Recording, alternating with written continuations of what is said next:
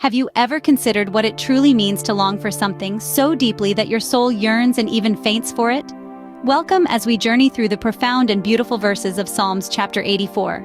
Psalms 84 verse 1. How lovely is your dwelling place, Lord Almighty. Here, the psalmist expresses his deep admiration for the house of God.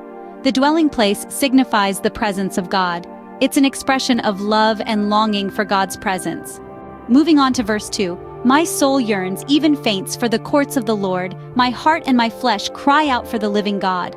This verse illustrates a passionate desire for God. The psalmist is so eager to be in God's presence that his soul yearns and faints.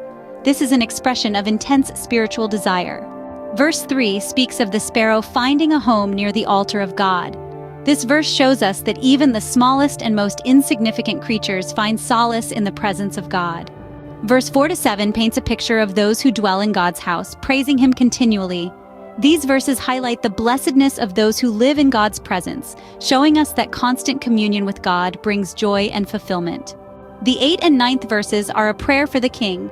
The psalmist prays for favor, indicating a trust in God's protection and provision.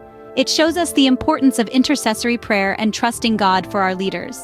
Verses 10-12 are a beautiful conclusion and affirmation of trust in God. The psalmist declares that a day in God's courts is better than 1,000 elsewhere. He prefers to be a doorkeeper in the house of God than dwell in the tents of wickedness. Here we see the psalmist's preference for God's presence over all earthly pleasures and treasures. So, what can we glean from Psalms chapter 84?